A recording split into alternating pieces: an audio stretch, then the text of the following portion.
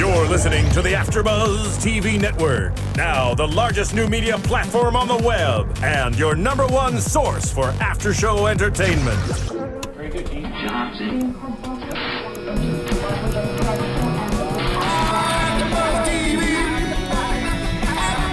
From the AFTERBUZZ Studios in Los Angeles, California, presented by Maria Menounos and streaming live thanks to Akamai Technologies, this is AFTERBUZZ TV's Riot After Show. We'll break down tonight's episode and get you all the latest news and gossip. And now, another post-game wrap-up show for your favorite TV show. It's AFTERBUZZ TV's Riot After Show. My bum is on the rail. Bum is on the rail. Hey, AFTERBUZZ TV fans. This is the Riot After Show. You heard that. It's Tom Green this episode. Yes. Good times. With him is Andy Dick as the celebrity guest, and with me is Adrian Snow. Hello. How is everyone? Yeah, it's good to be back after a week. It's good to have another episode to discuss. I'm your host, JB Zimmerman. Let's just get right into it. Tom Green and Andy Dick. Interesting combo. How'd you feel about them? How I felt pretty much, in life about Tom Green and Andy Dick. It's a bag of mixed feelings. Definitely. No, I feel that they're sort of like take it or leave it type comedians. Yes. I feel like they sort of both are, so I feel like the pairing is interesting. They're sort of the same note. Yeah, the pairing is interesting because I never realized how calm Tom Green is compared to Andy Dick. Right. So, I was like, That was definitely interesting to see. I mean, if anyone can make Tom Green seem calm, yes, then it's pretty extreme. Definitely Andy Dick. Yes, exactly, which we saw firsthand. Yes. First thing, I mean, they always started off with slideshow. Mm-hmm. Again, they did that with sort of a chaotic one, the bakery. Mm-hmm. How do you think that compared to ones we've seen in the past? It was just chaotic. I mean, I think that one was more about just being messy, kind of going back to the Steve Carell and Andy Buckley one, where they just kind of wanted to see like how messy they could make it, and it did get messy, but again, it reminded me of kind of like Double Dare, but not as fun because there isn't slime involved or something. So Right. it was fine. I don't know. The slideshows were a little off for me this episode. Definitely. I mean, it was silly, and I think that's maybe they were trying to go with that, like Tom Green and Andy Dick. Let's see how crazy they get with a bunch of like baked goods. Yeah. I don't think it paid off in the way that they may have hoped. I mean, there was some comedy in there, but it was just sort of the same note over and over again, throwing cakes, at the wall. Yeah. Which got old. Exactly. I mean, it got old. I mean, So if we were there, it could have been a little bit more of a sort of a I show. think when you see that live, like I remember when I was a kid, I went to Nickelodeon Live. Did you hear about those? Well, I was a Where- big Nick fan, Yeah, for sure. so like they'd come and do essentially their after-school show in a theater, and it would be like you could come down and get slimed, and every now and then they'd shoot water at the audience or something ridiculous like that. So when you're there and it's happening live, I think it's a lot more interesting than having that recorded and being played back to you on television Right. when you're above the age of 13. Exactly. I would love them to introduce slime or just the sludge please bring slime. into something. I feel Yes. like they have such an opportunity, especially with the slideshow. I mean, they do it twice an episode. They're the like nuclear reactor site or something is prime Yeah. for lots of slime. But yeah, I mean, they were just throwing cakes around. I think maybe if it was live, it would have been more of like a Gallagher show, where we could experience the shrapnel of the food products flying everywhere. Yeah. But just watching it on TV seemed to sort of take us away from it a little bit. But I mean, at the same time, it was still great to see Tom Green shove a cake in Andy Dick's face. Yeah, that was So fun. I did like that. That was fun. That was cute. Yes, exactly. A nice little payoff at the end. Yes. But yeah, speaking of all this cake and baked goods, a good way to work it off is perfect segue. Maria Menounos has a new book out. She does. The Evergirl's Guide to Diet and Fitness. Exactly. Very good. Just came out. Yes, came out today. Came out today. It's on the shelves. But it's awesome. I mean, it's got great pictures, great breakdown. I mean, you can see it's not just like a flimsy fold out. It's a full Bible of the do's and don'ts. Yeah. Great recipes in there. Everything that's worked for her. She hasn't always had the perfect body that she does now. But it's a great book. Could be a great gift and a great sort of coffee table material. Yeah, I would definitely buy it because it talks about how you can kind of lose weight even if you don't really have the time, you don't really have the money. So that's kind of, I think, from what I hear from my friends and family, the biggest struggle is figuring out how to maintain a certain healthy diet when you don't have the time. Exactly. It's tough, and it's tough to find variety, especially with foods if you're trying to stick to a specific regimen. Plus, it also helps us here at AfterBuzz TV fans out there if you do want to contribute in some way. This is a great way that not only you can get something from the show, but it's a great way to help out the show. I mean, if you are a fan, it helps keep the lights on here. I mean, it basically allows us to do what we want to do for free for you guys. So it sort of help us help you, a symbiotic relationship, if you will. Yes, so definitely follow us on iTunes and exactly rate the show if you can. Comment, definitely. We love feedback. We want to hear from you. Exactly. Definitely. But back to the show. The lip service, a new one for the season. I looked down at that. I liked it. I mean, again, it's. I think all of these, just to be global on this, would be better live. I mean, it seems like a live show that they just are letting us see and sort of doing the best they can to kind of recreate the emotions that the audience gets to experience. But I thought this one was fun. It was kind of short and sweet. Like a few of them are slideshows, a little bit longer of a segment. This one was kind of quick to kind of fire off. How'd you feel about it? Yeah, I mean, I think we commented on the first episode how if they did it live, it would probably be difficult for them to control certain situations. Like if they did the Andy Dick and Tom Green show live, that would probably be a hot mess. Right. But with lip service, I think I preferred Minesweeper over a lip service just because there was a part where Rove McManus, the host, said everything sounds the same. Like every time they would try to make an impression of something, it sounded very similar to the thing they did before. And he's right. Unless you are the cop from, oh crap, what's the movie?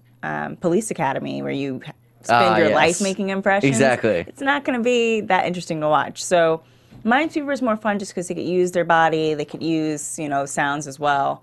And with the Andy Dick one, bless him. I don't know. Oh, Andy. They got to the point where they were just saying the word in a sound. Right. So yeah, just squeegee. Well, I did like how you just brought up, it's sort of a reverse of Minesweeper, where in Minesweeper, they can't use any words and it's just their bodies. This is sort of the opposite, where it's just their mouth and none of their bodies. Yeah. And you don't really think about how much of communication you use, like waving your hands. We hosts definitely elaborate our speech with our hands and everything. So it's sort of polarizing almost to not be able to use that, to take that away from, and you don't realize how much that affects what you do. I mean, listeners on iTunes, you obviously aren't looking at us, but we're waving our hands, flailing them about. Moving around. Exactly. But yeah, I mean, it was a little tough. I think they chose maybe the wrong ones, or the icons that they came up with that they were supposed to guess were sort of similar. I mean, granted, some of the John had a tough time doing the elephant. Yeah, I think he sounded more like a dinosaur. That's a difficult one, unless you can, unless you know how to do the weird like lip thing that people do to do that. Yeah.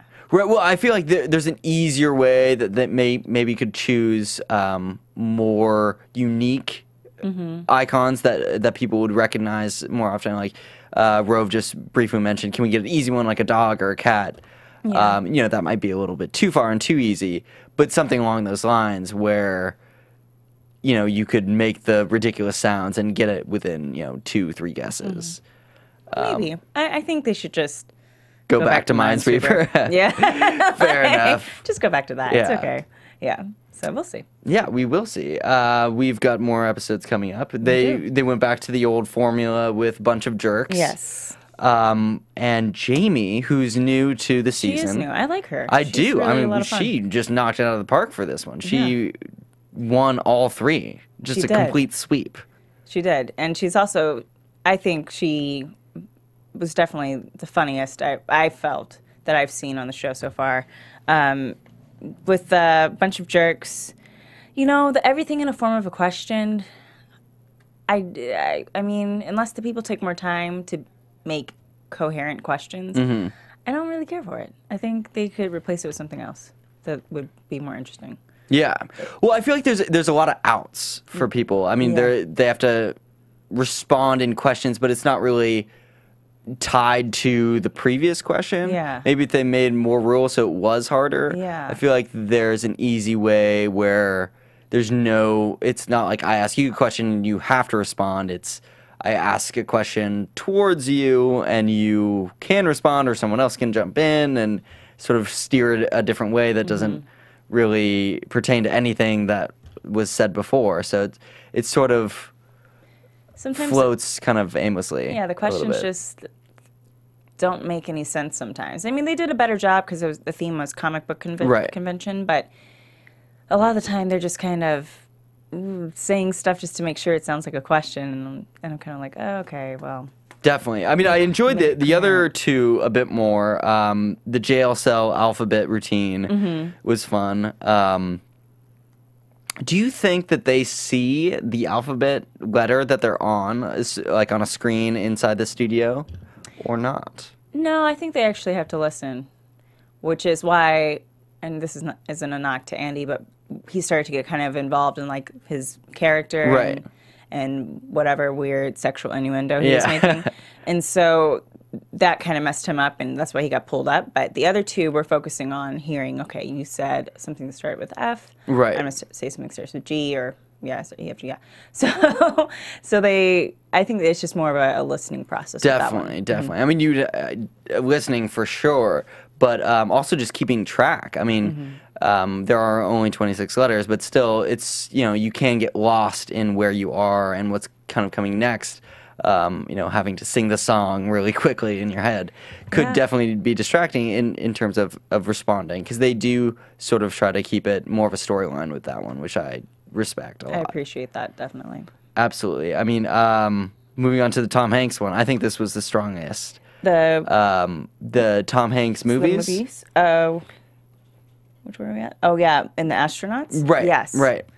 I thought that was a lot of fun. Yeah. But I also love Tom Hanks films, so for me, it was like, oh, this is easy. Except for, there's one they mentioned, and I was like, I've never heard of that. I can't recall which one it was. I think it was one that Jamie said, because she knew the most like random, obscure Tom Hanks films. Right. And so there's a bunch. I mean, I could definitely go for days. So that was a fun one for me. So I do give appreciation to Andy Dick for saying The Bachelor Party. Yes. I think, you know, people think about that movie anymore, but I was like, oh yeah, but nobody mentioned Big, which I was like, Brian mentioned Big. He did? He did. Okay. He sort of buried it. I mean, Big is kind of a word you can use in many a speech. Yeah. But I didn't hear Castaway was first. Yeah. I did not hear Catch Me If You Can. No. I was waiting for that one. You know, I think that's one that kind of gets, you forget about it as well. It's like, it's not so far away and it's not so close. So it's kind of like, whatever. Extremely Loud. What was it? Yeah, Extremely Loud, Incredibly Close. That was an ambitious one to go for. I was like, why? That's like the one that nobody even really talks about. Right. Like, don't do that one. Don't mess yourself up that way. But it was fun. Yeah, luckily Tom Hanks has quite the repertoire to pull from, for sure. Yeah. They went back to another old fave, the In the Dark. I kind of like how the initial premise of this one, the booty call robbery, I think had a lot of potential. It's just so hard in the dark. I feel like it just overwhelms everybody, and you know, so all their objectives just get tossed out the window. Just to not run into anything. I would run into something. That would be the first thing that would happen to me. Right. But yeah, I do think they're trying to go in a more adult direction with it. So a lot of the things are becoming more risque, or you know, sexual innuendos, Right. and even calling it booty call Robbery. robbery. That's kind of like, oh, okay, so Yeah, you're it's trying to make the definitely setting show it for adults, definitely. But I guess the thing that really threw me off this time is just that they didn't find out that Andy Dick was afraid of the dark until the show, like, or was he on something, or like? Yeah, that's a good question. I mean, why did he all of a sudden? Wouldn't put it past him. Yeah. He's definitely. He could have been. He could just be Andy Dick. Yeah, this is the beginning of the slow descent into Andy Dick no longer participating in the show. Yes, the downward spiral that was Pretty Andy much Dick's after that, participation. it was like, I don't want to do this anymore. So that was interesting to watch someone. Definitely. essentially I mean, refuse. he did seem to get frustrated with Yeah. a few things and quickly give up, which was sort of sad to see. I liked how he tried to come back. He tried did have to fun to towards make the it end to make and it in the back. dark. Yeah, and definitely, and moving to the next one, Shadow Puppets. He just flat out quit. Refused. Refused. You know, on my worst day, if I'm in something where it's like have to be publicly a part of this game, I will do it. But Right. yeah, he did it once, and then he said maybe that was an editing choice. Maybe there were a few more takes that he did, and then he got frustrated and said, I don't want to do it anymore. But Right. pretty much after that, he sat down for the rest of the show, which I was kind of shocked to see. Definitely. So- I mean, it's tough to judge because we weren't there. We don't Yeah. see, you know, everything, all the frustrations. If it really wasn't going well and was drawn on for ages of dead time and airspace, Yeah. obviously that's something they're going to edit down for the show. It's an hour show. They can only show so much. I was surprised that Rove even kind of made a dig at Andy. Yeah, where he was he was like, yeah, come on, you're come not on. playing anymore. Yeah, get out of here. So, yeah, but outside of that, Shadow Puppets was pretty fun. They were getting it on like random stuff. Like I wouldn't have gotten the Smurfs one from them. That's kind a of tough crouching one. down. That's a tough one, definitely. So that was pretty good that she got that one. Yeah, it was okay. It was okay this round. I think. I gotta say, Jason Alexander and I'm blanking on Cheryl her name. Hines. Cheryl Hines from last episode. I think they really benefited from the fact that they were friends in real life. And that Definitely. they have a really long history of working with the same people and kind of running in the same groups. Right. So they were a little bit more dead on with what they did. And I think they also just have a stronger improv background. Maybe, I mean, of course, Andy Dick and Tom Green both have backgrounds in comedy, but you can still see, like, Tom Green still does Tom Green, even Right. if it's not his show. It's still very much a Tom Green kind of strange and not entirely coherent. Right, thing. like picking up the like ficus in the room. Yeah, it's just always weird, and then Exactly. the weird blank stares to camera. So I'm surprised he didn't put his mom on anything. you know, maybe and he sing did, about it. and they cut it Yeah, out. exactly. Maybe like, Just this rubbing is it not up on your everything. Show. Yeah. Yeah, no, I think maybe they were trying to go for sort of like the bad boys of comedy, just like to see what happens. I mean, Yeah. the show's called Riot. It's sort of thriving on chaos. So I think there were high hopes, but it's tough to kind of create that in a general way without any type of script. I mean, they all work on sort of on scenarios and off of people kind of grossing them out. And this is really about the environment and how that affects you in sort of an interesting way. And I think they didn't. I don't know. They may have not been the right choice. Maybe not together. Together, exactly. Exactly. I mean, the dynamic I think that you were just talking about with Jason Alexander and Cheryl Hines, I think, was a lot more balanced. Yes. There was a give and take. They were a lot more secure in sort of the environment because Andy Dick and Tom Green are both sort of wild cards. It was them going in opposite directions as opposed to a call and response kind of a symbiotic. together. Yeah, exactly. And that kind of definitely was obvious. Well, in Alpha Body, but before we get to that, what Dance Dance Revolution? Yeah, I mean, we can skip around. Why not? yeah. It's our after show. Sure, do what we want. Yeah, just do what I want. Yeah, no, I completely agree. I mean, they were just at a moment just talking, like not even doing anything. Just like, oh, you do it yourself. Like, yeah, I mean, be a team player. Yeah. Sorry, not to rant, but rant on Riot, but exactly. And specifically with that letter, I believe it was Y. Yeah. The last episode, Cheryl Hines and extended Jason the Y. Alexander, like they did it together. And that one was, I think, one of the best of even the show. Mm-hmm.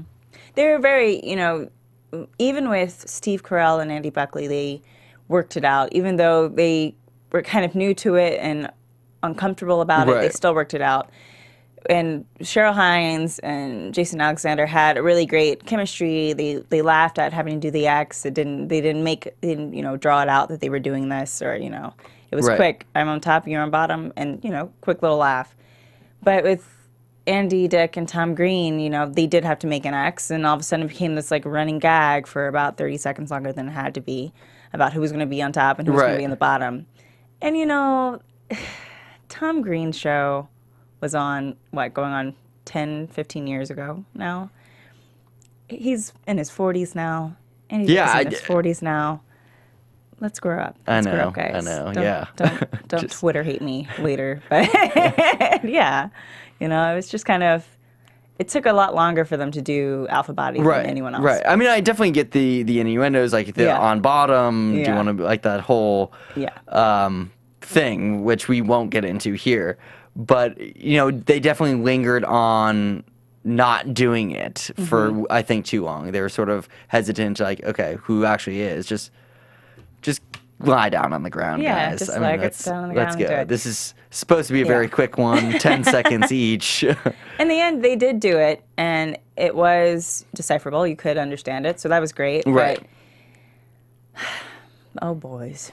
Yeah, it's interesting to see, because this one, they didn't spell it out in order. No. So I'm wondering what's on that card to see if they, have them do it a certain way, or, it would be too easy if they just kind of do it in order every time, because then it's just blatantly reading it. Yeah, I don't know if Rove still says it. Maybe they do a few takes and they tell them you can do it whichever way you want, So I'm sure they kind of let them have their way with it. Just kind of. Well, yeah, I think the way it was sort of displayed on the screen was a good amount of jumbling. Yeah. I mean, I was able to play along and sort of get it and feel smart, so that boosted my self-esteem. Yes. So there was that, a personal win. But yeah, I mean, it was a pretty good one. It's sort of one note when they just do 4 letters each time. I wish maybe they would kind of switch it up, add more letters, and kind of broaden the spectrum a little bit. Make it a little harder. Yeah. Yeah. That would be good. But yeah, for the most part, I think that one worked. Dance Dance Revulsion is a new one. Another pretty short and sweet one. I liked that one, because it kind of was a throwback to all those 80s dances where it's like, do the sprinkler, do the butterfly. Yeah. So I thought that was kind of fun for them to make fun of that style of dancing. And even though by this time Andy Dick was sitting on the couch, he did at one point step out and do one of them. So that was nice to see. And he got it because he wasn't really good at all the charades kind of stuff. So that was a fun one. It was quick, and everyone got to kind of participate and dance around a little bit. So I think it's fun for the cast to do that one. Yes, definitely. I felt like that was the most inclusive one, that they were sort of all kind of dancing at the same thing. I mean, even the other ones that have a lot of the group members, like Slideshow, for instance, it's sort of disjointed where each person is trying to do something else, something different, and so it can't really come together as much. Like this one, they were all sort of helping each other out almost, and dancing together for the most part. It was more fun, like a group activity that was fun. It was fun to watch as well. So exactly. It seemed like they were having fun. I mean, Andy at least participated. He so did. That's saying a lot. Oh, bless him. Yes. Oh, Andy Dick. And then I guess the wrap up was just back to Slideshow. Slideshow number 2. They introduced a costume this time, which was new for the series. Campfire. Yeah, I mean, again, it's just so chaotic of a set. It's hard to make anything real happen other than sliding up against the wall. I almost want to make, I feel like if something used the actual set, like a ramp or something, that they could... You know what they could do? They could do one of those swinging things. Right. Nobody would want to do it, but if it were them like swinging you kind of like in Cirque du Soleil, that would be... Right, or some type of slide. I don't know, something that may help them, I feel, or... I don't know, maybe something on the ground that they could just claw. I mean, in the previous episode 2, they had the bar, which I feel like had more stuff to grab on. I mean, usually they have like a table or a centerpiece. Well, they did. It was the same set from the Steve Carell one at the very end, where it was like the military, right? Exactly. Boot camp, and they just removed the middle piece. So it wasn't interesting as a set, just because it just devolved into them talking about sexual innuendos and bushes and woods and being in the woods and making wood and all that stuff. So it just kind of, because obviously it was being run by Tom Green, it kind of was like, okay, this is the same joke over and over again, and there's nothing really to watch. And then lightning, and then I really wanted it when I heard the lightning. Or saw the lightning, heard the thunder. I wanted to see rain start falling down on the set. That would have been interesting, to kind of mix it up if they weren't expecting it. Definitely. I think if they really want to make it crazy and messy and kind of a riot, if you will. But yeah, no, I think that's a great idea. If they had like a water or something, some other element that made it more intense and sort of bound them back together. Like if it was a torrential downpour, like into a flood, they could kind of all be fighting the flood almost. Like it seems, because like when there's a common enemy, I think they can kind of support each other and sort of create something with each other. It's tough when they're just smashing into the corner to think of anything else then. And they didn't really have, with the last one, they could sit down when they were at the bar, which was a nice choice. So they could kind of play games at one point and then sit down and have one person focus and all of that. Just stop to think. I mean, if you're like holding yourself up or you are physically sliding in and slamming into a wall, obviously you're not going to like think about your objective in the scene. So, it's a bit tough and it just throws everything off. And I didn't feel like John Ross Bowie was enjoying himself, which kind of, I started to focus on that because it became such a focus on the sexual puns between Tom Green and Jessica. Right. That I felt like he was just kind of in the corner trying to figure out what else to do to steer it into a different direction. And that kind of bummed me out as a viewer when it feels like somebody isn't, on the same course as everyone else.